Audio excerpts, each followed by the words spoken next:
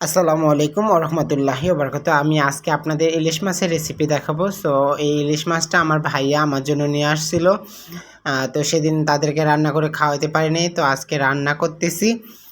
জানি না কেমন হবে, তবে চেষ্টা করবো একটু ভালো করে রান্না করার।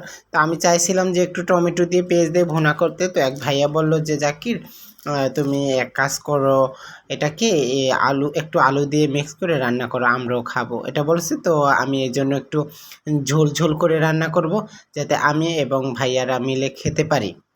এই ভাইয়ারা হচ্ছে আমার রুমের ভাইয়ারা।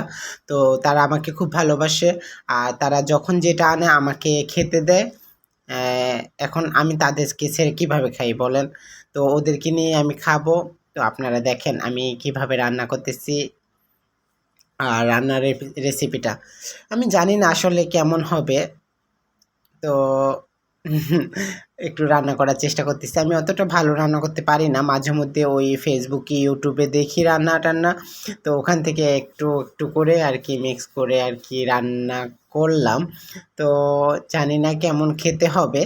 রান্না করার পরে বলতে পারবো আসলে কেমন স্বাদ হয়েছে। তো আর তাছাড়া আমি এখন আলুটা ভেজে নিচ্ছি। মাছটাও ভেজে নিয়েছি। একটু হালকা করে পেঁয়াজ আর রসুনও ভেজে নিয়েছি। এখন আমি এখানে মশলাগুলো দিয়ে দেব। মশলাগুলো দেওয়ার পরে একটু হলুদ, মরিচ, হলুদের গুঁড়ো, মরিচের গুঁড়ো, লবণের গুঁড়ো দিয়ে নেড়ে দিচ্ছি। এবার ভালো করে নাড়ার পরে এখন আমি মাছ এবং আলু ভাজাটা দিয়ে দেব। দিয়ে ভালো করে একটু কষিয়ে নেব। কষিয়ে নেওয়ার পরে আমি হালকা করে একটু ঝোল দিয়ে টমেটো দিয়ে দিচ্ছি। এখন রান্নাটা অনেকটাই সম্পূর্ণ হয়ে গেছে। আমি এখন গ্যাসটা বন্ধ করে দিয়েছি। বাই, আল্লাহ হাফেজ।